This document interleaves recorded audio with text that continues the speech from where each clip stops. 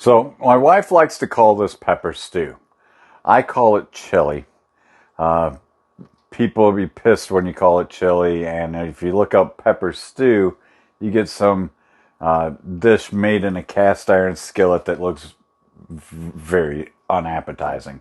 So it's more of an American pepper stew because it's closer to a chili than it is a pepper stew, but it's mainly peppers with some meats and some other things added to it. As you can see from the grocery store, it's kind of what it looks like. Lots of different types of peppers, beef, pork, some tomatoes, and beans. Now let's discuss on how we're going to cook it first.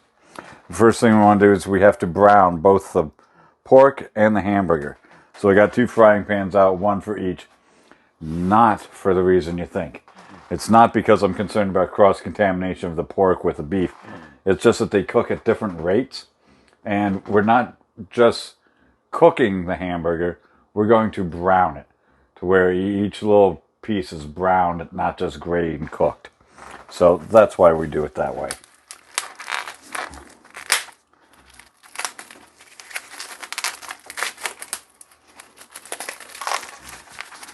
Assuming you're just going to speed up the cooking, and then there's going to be quite a bit of me chopping vegetables and peppers, and you can just speed that all up.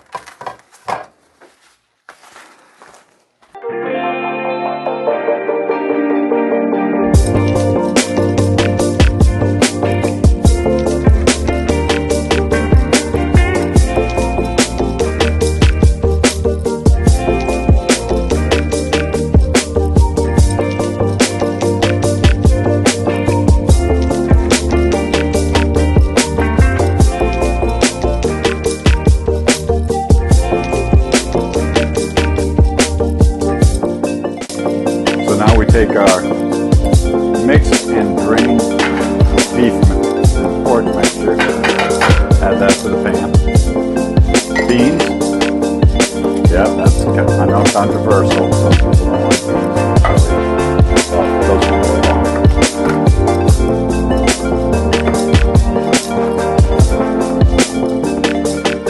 Just like the people who put macaroni in their chili. Those people are wrong. That's where it takes a little bit of estimating. Estimating it's about 3 or 4 cans for 2 pounds of meat, probably 4 for 2 pounds. I didn't get a lot of weight in the meat. There wasn't a lot of oil. Sometimes you flat without meat.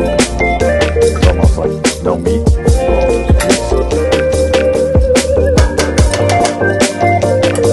By the way, this pot is a cheap ass big pot that we got from Walmart.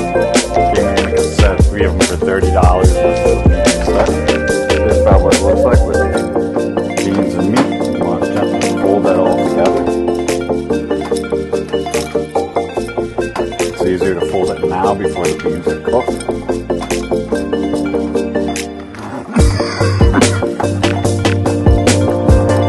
Beans will provide the protein also besides the meat. So you end up with something that's about like that.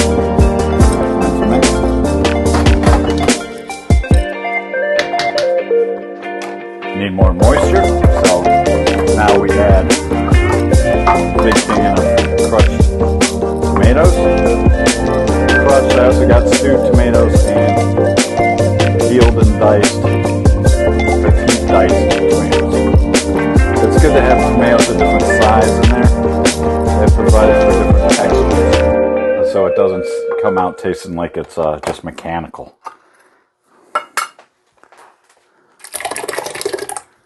Ooh, excuse you. So I recommend if you're going to do this a lot, to get an electric can opener or have really big arms, because this fucking sucks.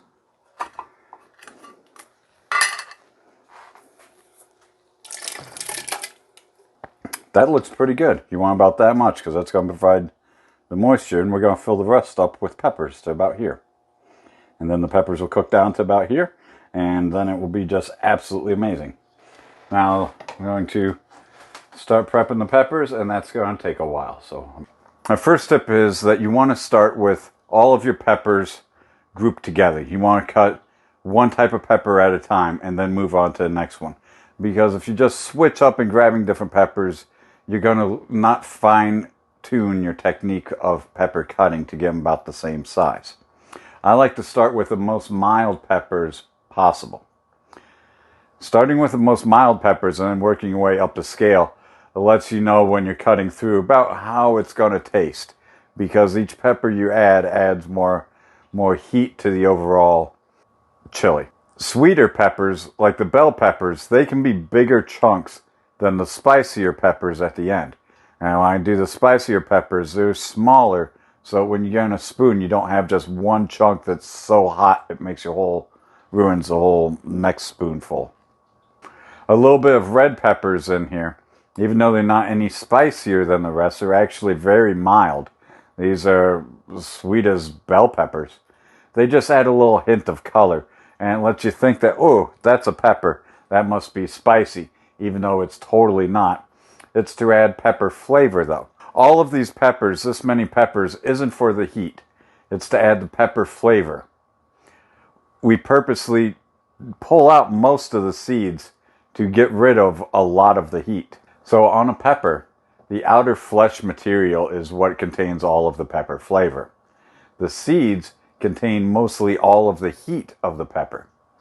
As you can see, we scoop out some of the seeds and then rinse the pepper in water to get more of them out. But I'm not very picky on how many seeds are left in there, because I do want some heat in the chili. You know, this isn't spaghetti sauce. It should put hair on your chest, as Dad would say. I don't know why you'd want a hairy chest, but hey, we just make the chili a little bit spicy.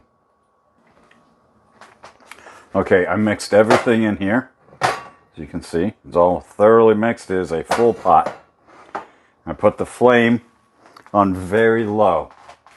Reason being, this is a shitty thin pot. If I had bought a thicker pot, I could put the flame on a little higher and it would transfer the heat. But I've learned before that if I have too much heat at all, the bottom will burn. And a burnt spot in your chili ruins the whole pot. So we do very low heat and we cook it for a long time.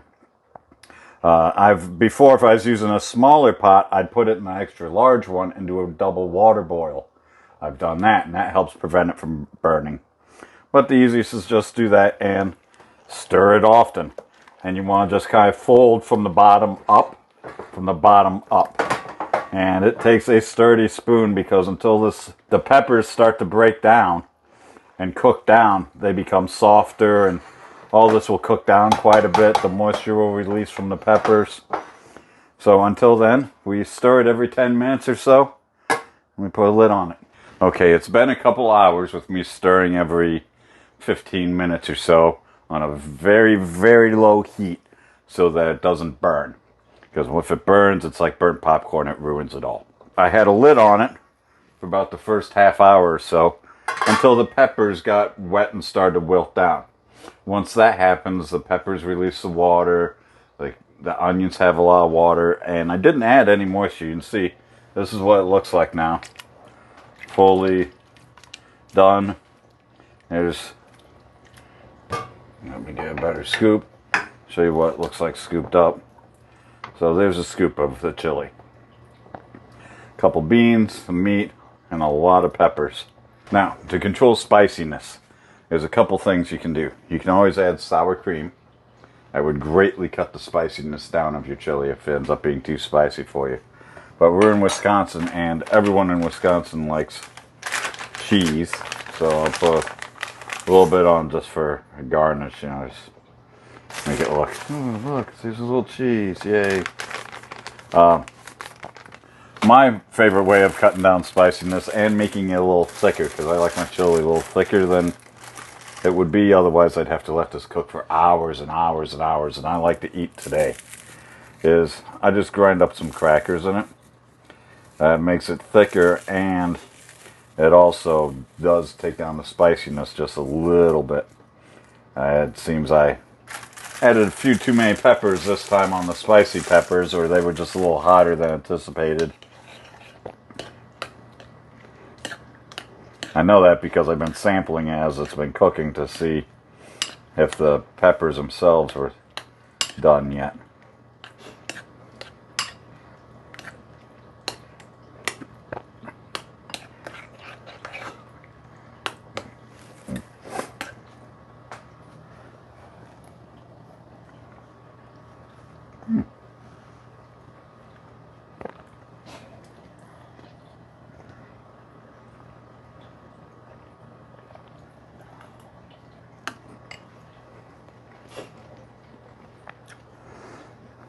Once you add little crackers to it, it's not bad at all. So, the perfect spice in a chili to me is where after you eat half a bowl or so, your lips get warm and hot, and your mouth starts getting a little hot. It's the same hotness that I like in like my hot wings should be that hot also. I think we achieved it today with my pepper stew. American pepper stew, also known as, and normally I don't like spicy foods just for spice. That's why we didn't use all the seeds. That's why we used more of the pepper meat and used zero dried spices, because zero dried spices, less heartburn. And this has been Real Easy Cooking with Robert, and I'm done.